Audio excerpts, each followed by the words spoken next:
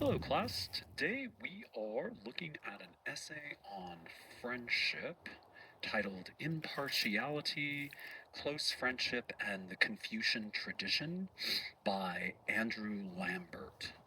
And Lambert is a philosophy professor at the City University of New York College of Staten Island. And so I'm not really sure on his dates. We'll just say we know he's alive today. And so in the opening of his essay, Lambert quotes a philosopher of friendship, William Rawlins, with a thought experiment, an anecdote on the ethics of friendship in relation to the problems of impartiality and friendship. So, here for our thought experiment, we have Hank, who is facing bankruptcy. Hank confides in his friend Barry that he intends to set fire to his business on the gamble that his insurance settlement would significantly help with his money problems to start anew. So, shortly after the conversation, Hank sets fire to his business, yet the fire didn't just burn his business, it also spread to all the buildings on the rest of the block. And hence Hank is now facing serious and multiple counts of deliberate and intentional arson. So, as the case is drawing to a close, Barry hears that the jury is about to acquit Hank, and Barry doesn't know what to do. To betray the trust of his friendship with Hank to help bring justice to all of the property owners who were affected. So, here, the conflict for Barry has to do with the ideal of impartiality when confronted with ethical dilemmas.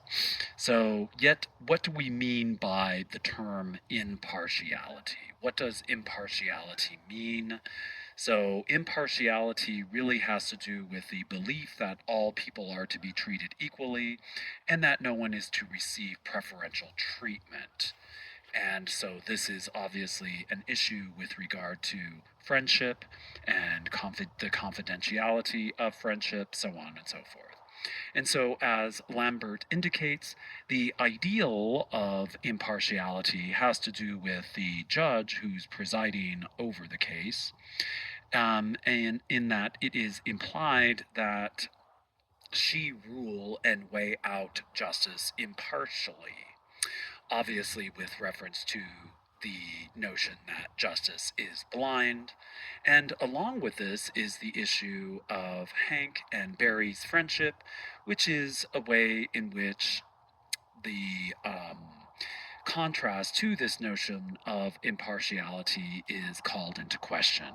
And so, why is that? And so there are friendships whereby one can, for the sake of well being of another like minded friend, oh, sorry, there are friendships whereby one cares for the well being of another like minded friend, just that much more than most people, strangers, and others. In other words, we're usually considering impartiality with our friends, i.e., we could easily remain biased in favor of our friends, our close relations, relatives, so on and so forth. Yet, this has glaring problems in terms of fairness for strangers who were affected by the arson and otherwise.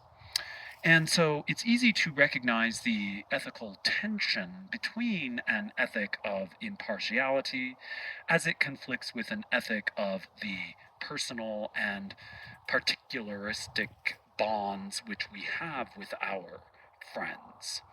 And so Lambert draws our attention to the tension given to both impartiality and close personal bonds that are foundational with regard to the Western philosophical canon from Aristotle. As Lambert investigates, there's a vivid link to the Eastern tradition of Confucian virtue ethics, impartiality, close friendships, and morality. So then we return to Lambert's subchapter, Impartiality as a Moral Ideal. So, at the onset, whenever we're considering our focus on impartiality, we have to admit a distinct requirement of the universal applicability. In other words, Lambert illustrates the idea that with an impartial standpoint, we aim to, quote, transcend social and national divides, unquote, while remaining, quote, sensitive to all morally considerable beings, unquote. In other words, all people, all rational agents, all pain sensitive beings that are affected. And so, for the aim of our traditional impartiality, that is to remove bias and special considerations for some of us who are affected, some or all of us who are affected. So, the aim is usually to get as much personal bias out of our decision making, and the particularity of our relations in this impartial scope should not matter. And so sometimes this is described as a directive to take on a viewpoint of subspecie eternitatis, in other words, from the perspective of eternity. So this standpoint has some Christian overtone. With intent, we're always aiming to have a quote unquote God's eye perspective, or a reasonable vantage, i.e., it's universal and all encompassing, hence subspecie eternitatis. So we've already recognized this part in which with the secular deontology of Immanuel Kant, and likewise also with St. Thomas Aquinas's natural law theory, with regard to a Christian tradition. So the great American and moral legal philosopher John Rawls, in his theory of justice, that is this view of subspecie eternitatis transcends all social and temporal considerations. So Lambert indicates that even a utilitarian vantage, likewise, is a way in which we carry a strong implication of impartiality, in that when we aim for consequences that benefit the most amount of people, we do so without seeing any one person's ethical perspective as more important than ours, or than any others. Then on Lambert's subchapter on close friendships, so as we know, Aristotle wrote at length on the importance of friendship, yet not from the perspective of impartiality. With Aristotle, there are two ways in which we distinguish friendship from other relations. The first is by way of familiarity with the friend.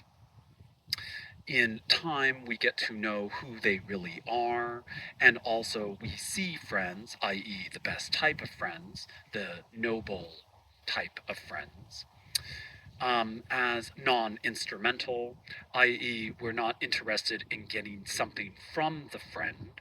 We're more interested in what they want, as opposed to what we can get out of them. So, in Aristotle's book, The Nicomachean Ethics, we see that friends are recognized in the threefold level of importance. By reference of our diagram, we have the useful type, the pleasurable type, and the noble type of friend. With the noble type, Lambert references the way in which we see these friends as valuable for their own sake. I care and value you for your intrinsic value, for your aims and purposes, not just mine. So, Lambert's reference to the importance of friendship in philosophy is also related to Michel de Montaigne, the French Renaissance thinker, whereby we tend to prioritize friendship above all other obligations in life as a means of establishing trust. And so, with friends, we establish close bonds of trust, mutual assistance, etc. So, we share ideas with friends, we love our friends, and we enjoy sharing activities with our friends. In other words, for Aristotle, the engagement of friendship is also a virtue, and likewise with Montaigne. So Lambert writes, quote, personal flourishing is a reasonable aim for any life, and since close friendships are necessary to this end, they enjoy precedences in thought and actions, unquote. So Lambert compares this to Bernard Williams' comments, the British moral philosopher, that our personal relations are inextricably tied to our moral commitments. Our moral commitments are ways in which we are in a relation to others, and friendship is a way to practice an ethical life. This is also tied to our earlier emphasis with feminism, noddings, and the ethics of care, in that we care for others non instrumentally, or at least we hope to. And so we have the problem that it seems the view of impartiality versus the need to somehow prioritize and care for our friends is an issue. So then to Lambert's subchapter, Moral Qualms about the impartial standpoint and close friendship. And so there are philosophers who respect the impartial standpoint, for instance, the utilitarians and also deontologists.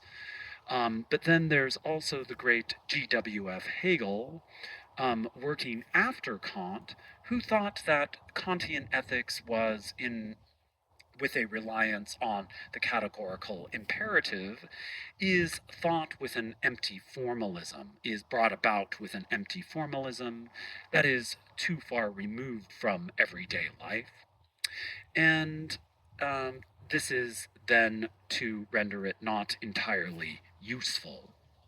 And so there's the problem that relying just on friendship as a moral guide easily leads us to ignore people of whom are not like us, or for that matter, to people we are not to make friends with personally.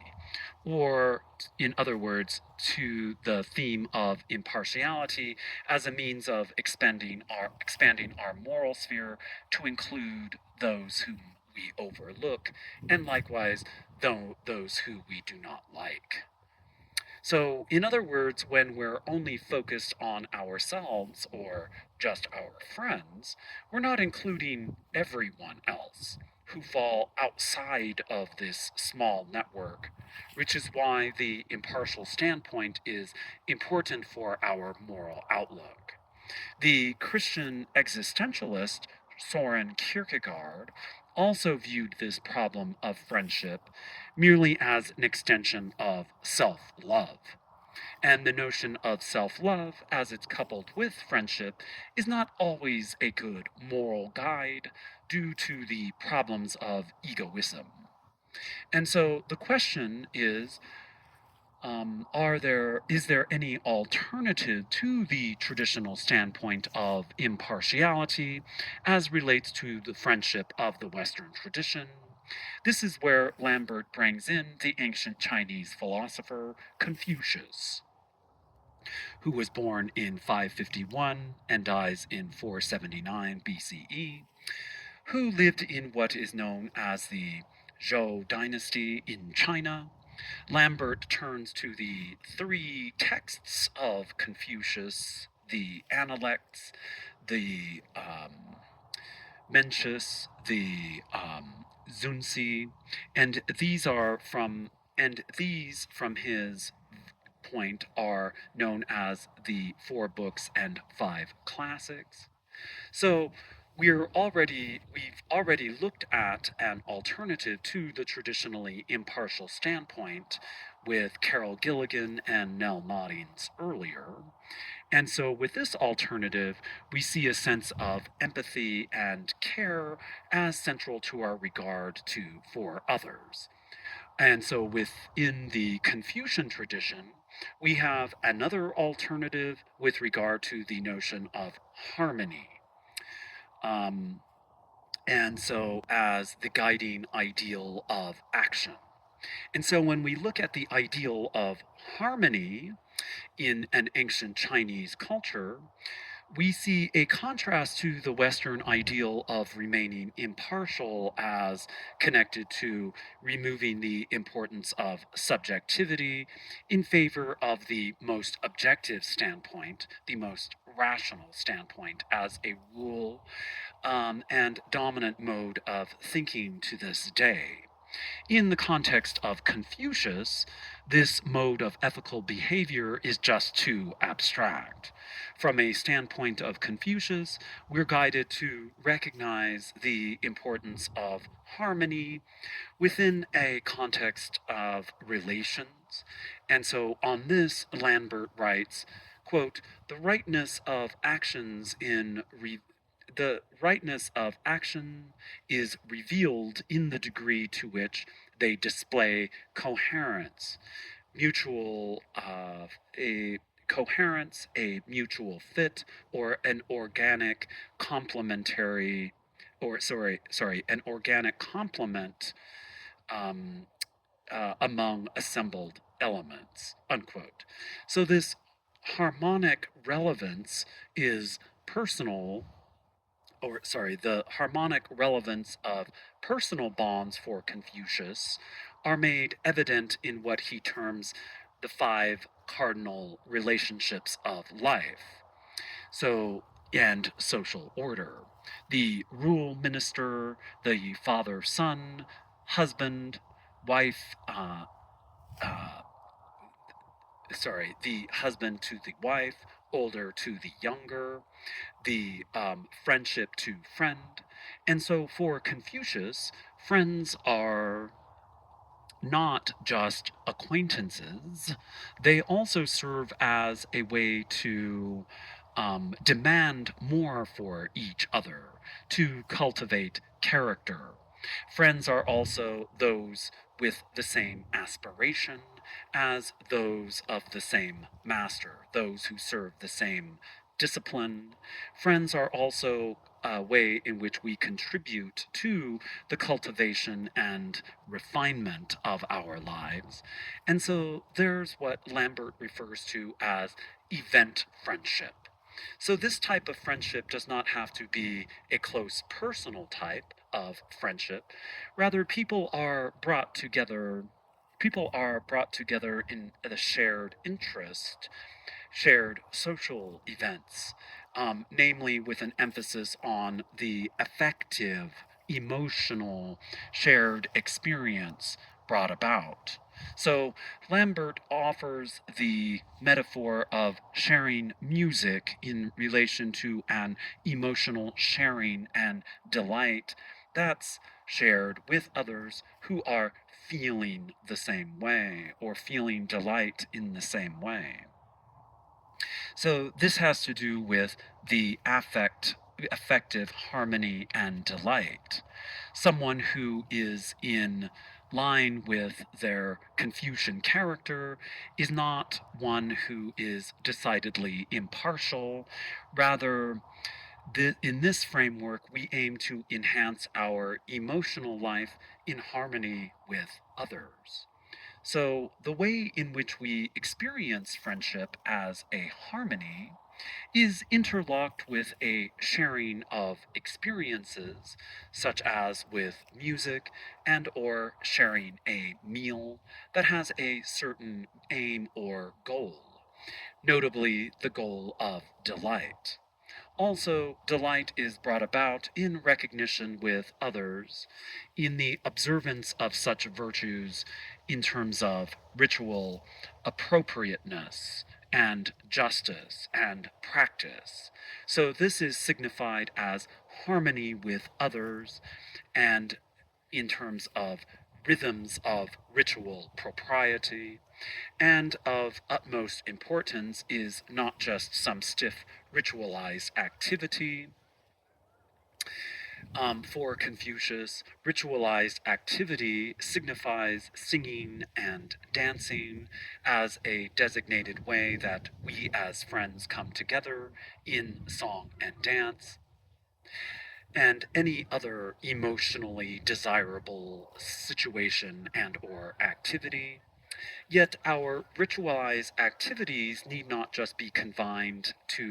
um, need not be confined to singing and dance.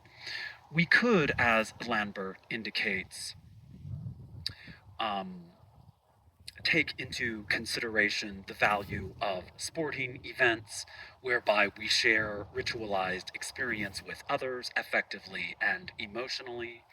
Everyone plays a part to the degree that everyone is contributing to the value of the experience as a whole together in a shared relation, just as much as we bring about a desirable and delightful emotional experience in a formalized way. So, in this way, Lambert is urging us to recognize the value of shared experience of delight, extending beyond just close relations with people. This is likewise an event friendship that is less demanding than exclusive friendships, then hence more communal. People then hence more communal. People share things in groups. Strangers become representative of possible interactions, new friends to grow with experientially, etc. And so, interestingly, Lambert draws a conclusion that the Barry and Hank dilemma is not easily resolved just by reconsidering friendship in terms of event friendship, rather that simply adhering to the impartial standpoint, given that the impartial standpoint, in a way, is where we tend to exclude the value of emotion and harmony brought about by shared experiences, thanks to the influence of Confucius. So, thank you, and we'll talk more about this in class, and I'll talk to you later. Goodbye.